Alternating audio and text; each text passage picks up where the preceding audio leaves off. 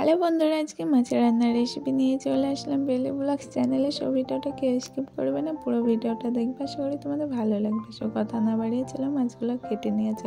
এই মাছগুলো কেটে ধুয়ে পরিষ্কার করে নিয়ে চলে আসলাম একদম।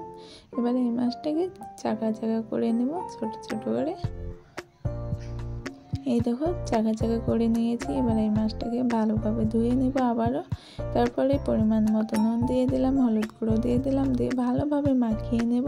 দিয়ে উনুনে কড়া দিয়ে দেবো। কড়াটা দিতে গেলে সরষের তেল দিয়ে দেবো। তেলটা গরম হয়ে গেলে মাছগুলো দুটো ব্যাচে ভেজে নেব।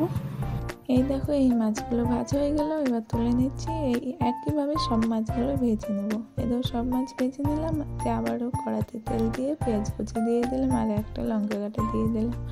দিয়ে ভালোভাবে নাড়াচাড়া করে এতে মশলা বাটা দিয়ে দিলাম। কাঁচা লঙ্কা, জিরে, মৌরি, এলাচ, তারপরে আদা একসঙ্গে বেটে রেখেছিলাম, সেগুলো দিয়ে দিলাম। তারপর নাড়াচাড়া করে স্বাদ মতো নুন দিয়ে দিলাম আর হলুদ গুঁড়ো দিয়ে মশলাটাকে ভালোভাবে কষিয়ে নিলাম। তারপর কষানোর পরে জল দিয়ে দিলাম। দিয়ে জলটা একটু গরম হয়ে গেলে মাছগুলো দিয়ে দিলাম।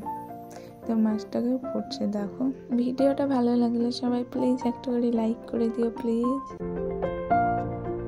মাছটা হয়ে গেছে, এবার নামিয়ে নেব। এই দেখো নামিয়ে নিলাম। দেখো কালারটা ভালো লাগছে দেখতে। কিসের জন্য এই কালারটা বলো তো? কাঁচা লঙ্কা দিয়ে আছে, তো সেই জন্য কাঁচা লঙ্কা বেটে দিয়ে আছে, সেই জন্য এরকম কালার। সব ভিডিওটা এখানে শেষ করলাম। সবাই ভালো থেকো, টাটা, বাই বাই।